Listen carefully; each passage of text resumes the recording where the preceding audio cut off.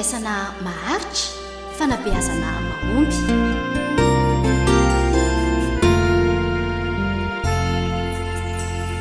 Herinandro fifandraisana ny 10 ka hatramin'ny 24 Jolay 2024. Seminaire ho an'ny mpanabe sy ny ray aman-dreny arahinao eto amin'ny onjam-peo ny radio antson'ny filazantsara isaky ny amin'ny 12 atoandro sy amin'ny 9 alina.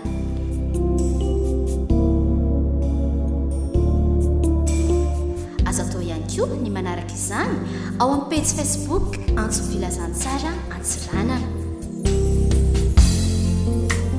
Asa tonoina ary herinandro fifandraisana ny 10 ka hatramin'ny 12 Jolay 2024.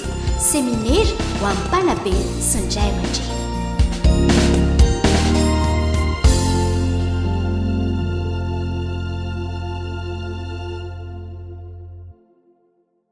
Ampifanina indray topolasy topokobavy no iarabagnanao izay mpagnaraka sy mpankafy ity fandaharagna izay vokariny radio antson'ny filazantsara ity.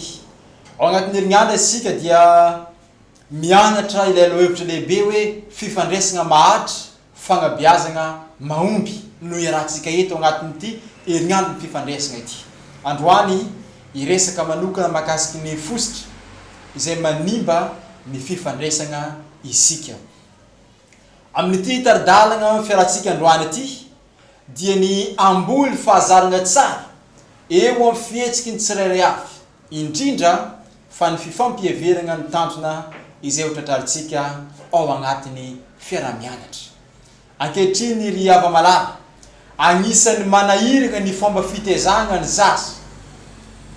Firy ireo zaza maditry tafiditra agnaponja amin'izao fotoana izao. Firy ireo reny izay maty noho ny ditranjanany. Firy ny ray aman-dreny marary fo noho ny ditranjanany. Ny fagnontaniana petraka dia hoe ny ray aman-dreny ve no tsy mahay miteza sa ny zaza ankehitriny no efa nateraka haditry. Inona marina no tegna antony mahatonga ity ditranjaza na mahatonga ity fahasarotany fomba fitezana amin'izao vanim-potoana izao. Andeha araka hivavaka antsika hanomboantsika ny fiaramianatra.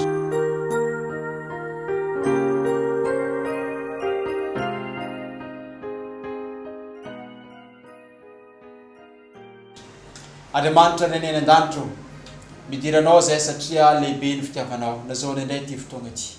Ankehitriny raha andiniky ny teninao eto zay mitenena Jehova ao fa miaino ny mpanomponao. Amen.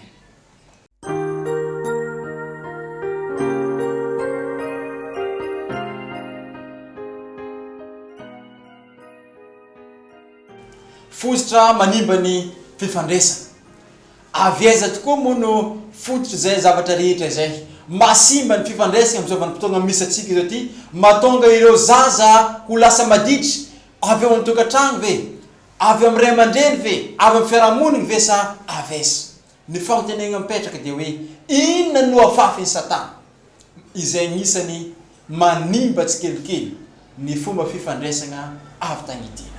Nanomboka tao amin'ny saedenina no nanomboka nisy ny fiatana, ny fahasimbany fifandraisana izay nisy tamin'izay fotoana zay. Ny Genesis 3:7 dia milaza toy izao: aroy ny menarana tamin'ny vehivavy, sy ho fatsy akory ianareo, fa fantatra Andriamanitra fa amin'ny andro izay nananareo azy dia hiritra ny masonareo ka hahafantatra ny tsara sy ny ratsy. Poiziny lehibe, poison lehibe dia ny fisalasalagna sy ny tsy finoana. Nisy ny fisalasalagna izay tao amin'ny Eva, izay agnisany fomba raiky mavety nindesiny Satana nanoy ny fomba fikoragnany hamitaka ny Eva tamin'izay fotoana zay. Ny fisalasalagna, ny tsy finoana, ny ahiahy, hoy ny fitenitsika hoe ny ahiahy tsy havana. Ireo rehetra ireo dia fitaovana mahery vaika ampiasain'ny Satana hamitana ny tsiraikaraiky avy. Fantara fa poizina avokoa izany rehetra izany. Poizina izay manimba ny fifandraisana izay misy amin'izao vanim-potoana misy atsika ity. Nosarahina isalasala tamin'ny ten'Andriamanitra Eva. Natao Satana fomba maro samihafa andesiny hamitaka andesy nitarika ny Eva ampisy ny fisarany zanak'olombelona sy Andriamanitra tamin'izay fotoana zay. Nataony Satana ireo fomba jiaby ireo ary raha azotsika ny tantara dia tratra ny Satana ny tanjony tamin'izay fotoana izay. Manao fandriky i Satana mba indesiny hanapaka ny fifandraisany zanak'olombelona tsirairay avy. Ny andiny fahenina amin'ny Genesis 3 hoe aritana vehivavy fa tsara ho fihinana ny azo sady mahafinaritra ny maso ary matsiritra no ampahendry.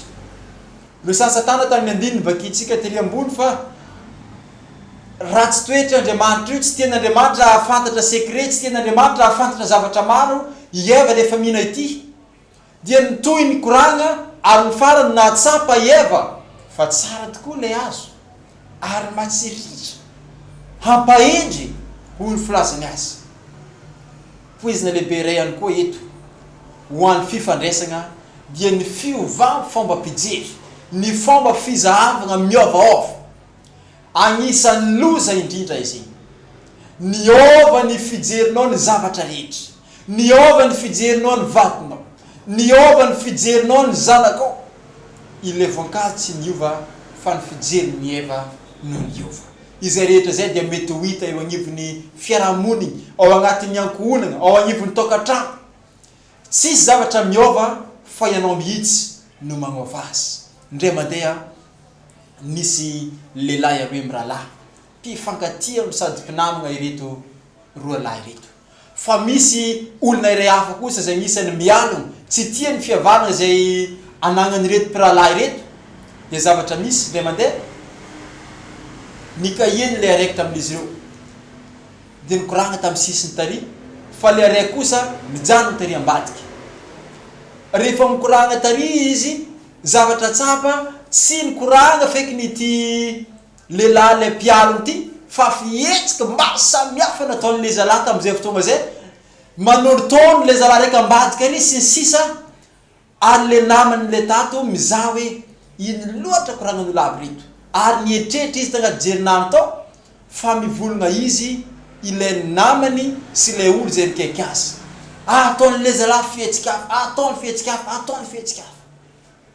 Rehefa vita ny fampiresagna dia hoy izy le namany, ino aby raha nikoragnesinareo tary?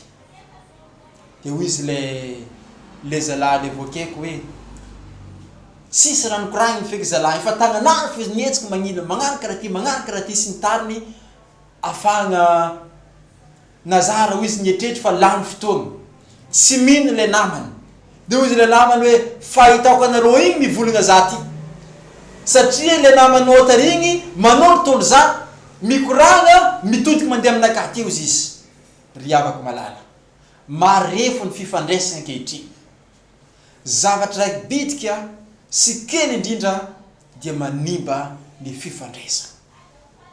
Akory ny fomba ahafahako, ahafahanao mamelona zany fifandraisana zany tahaka ny tamin'ny voalohany. Ny Genesis 3 ny andiny 12 izy dia ora lehilahy, ny vehivavy izay nomenao ahy ho namako, izy nanome ahy ny voankazo ka dia nihinana aho. Agnisan'ny manimba ny fifandraisana ihany koa ry havana malala dia ny fagnilikiliana, ny tsy fandraisana andraikitra. Zany hoe mahatsapa ny tsy mety zay nataony hafa, fa ny tsy mety zay nataonao kosa dia tsy fantatrao mihitsy. Misy fomba fivolagnana hoe alohany ianao miteny ny hafa, na hoe alohany ianao mahita ny raha agnatin'ny mason'ny rahalahinao, dia ny raha agnatin'ny masonao no adosa aloha. Fa izay zavatra zay dia tsy hitan'ny hafa, tsy hitan'ny olo, fa ny ataony mitsikera izay mitondra fahasimbany fifandraisana amin'izay fotoana zay. Eo ihany koa ny fijerevana ny lafiny zavatra ratsy mandrakariva, ny fitsaratsarana olo sy ny sisa. Izany rehetra izany dia fototra lehibe manimba ny fifandraisana.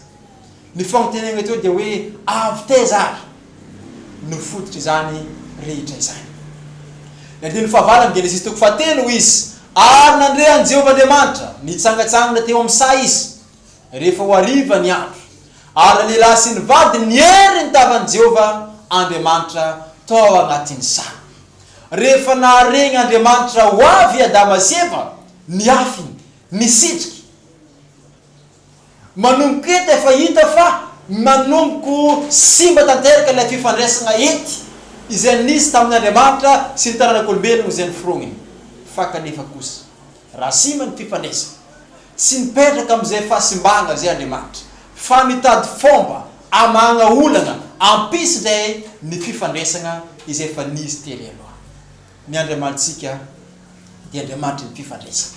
Andriamanitra mitady olana mitady Andriamanitra mitady vaolana ampisy fifampiresana eo aminy sy amin'ny taranak'olombelona tsirairay avy. Ny fanosirana, ny fisitriana dia vomaika mampitombo, mampifanalavitra ny fifandraisana amin'izay fotoana zay. Fa ankehitriny Andriamanitra dia miantso izaho sy anao mba hanakaiky, hanavao indray izany antsoina hoe fifandraisana izany.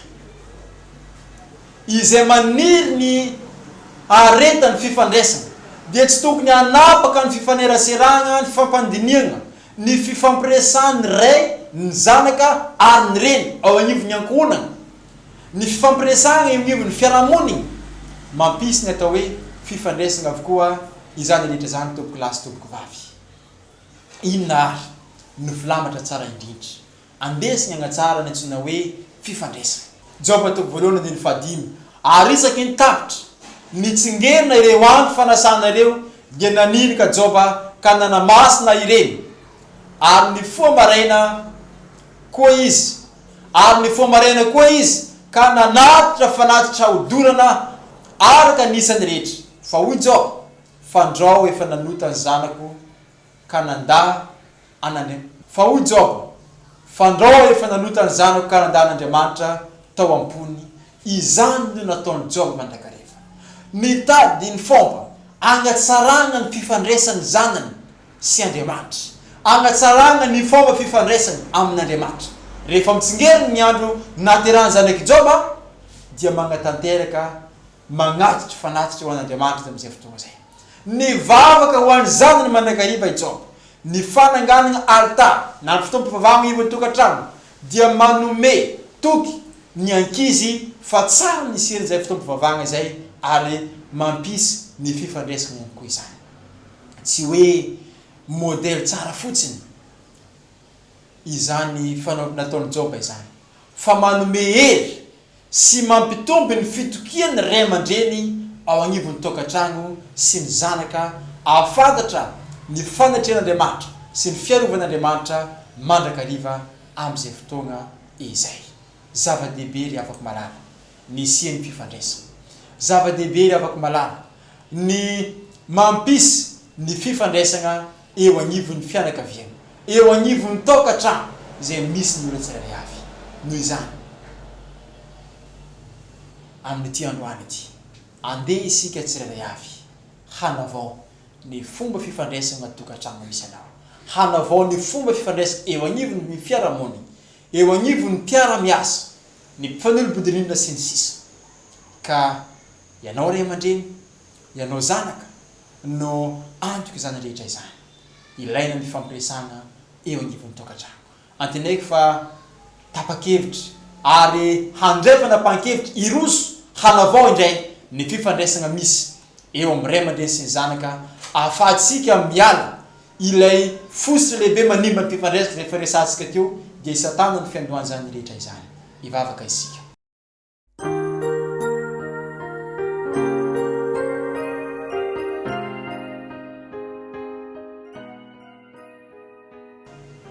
Andriamanitra misaoranao zay ny teninao, nampahafantarinao anay fa isatana no fositra manimba ny fifandraisanay amin'izao vaninandro izao. Koa ankehitriny mametraka ny fiainanay am-pelantagnanao zahay, magniry dia magniry ny mba isiany fifandraisana vaovao izay miainga avy ao amin'ny tokantrano ary mivoaka ty amin'ny fiarahamonina sy ny mpifanolo-bodirindrina aminay tsiraikaraiky avy. Ny fagniranay amin'ity androany ity dia ny mba hagnampianao anay tsiraikaraiky avy, koa meteza anao mba hitahy ny mpanomponao. Tahiro ihany koa ireo olona maro izay nagnaraka izao fandaharana hatramin'ny farany sy izay rehetra mbola manam-paniriana agnaraka ny toy ity fandaharana ity. koa mety izy anao tsy afoina saraka anay amin'ny anaran'i Jesosy amen.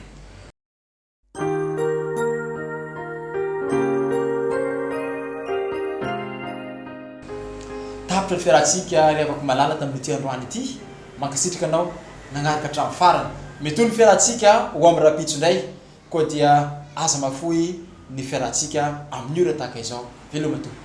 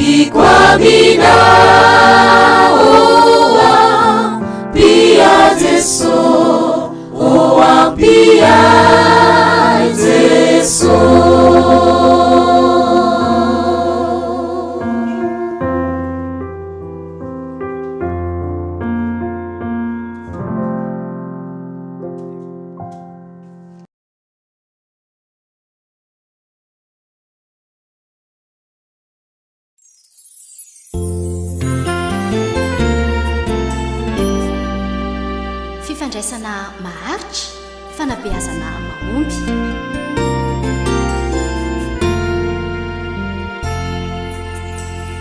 Herinandro fifandraisana ny 10 ka hatramin'ny 12 Jolay 2024. Seminera ho an'ny mpanabe sy ny ray aman-dreny arahinao eto amin'ny onjam-peon'ny radio antson'ny filazantsara isaky ny amin'ny 12 atoandro sy amin'ny 9 alina.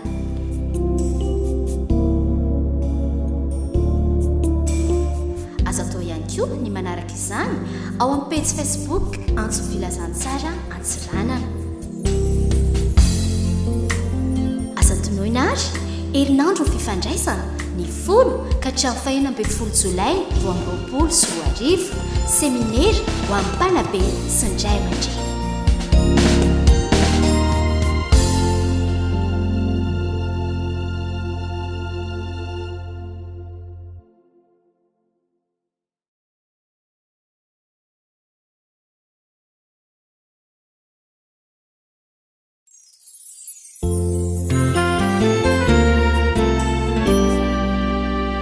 fifandraisana maharitra fanabeazana mahomby.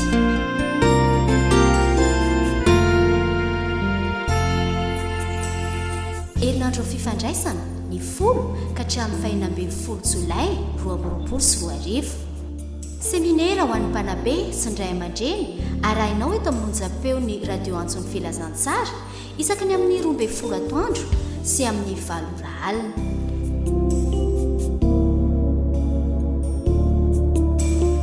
Azo atao ihany koa ny manaraka izany ao amin'ny page Facebook antson'ny filazantsara Antsiranana. Aza tonoina ary herinandro fifandraisana ny 10 ka hatramin'ny 21 Jolay 2024. Seminaire ho an'ny mpanabe sy ny ray aman-dreny.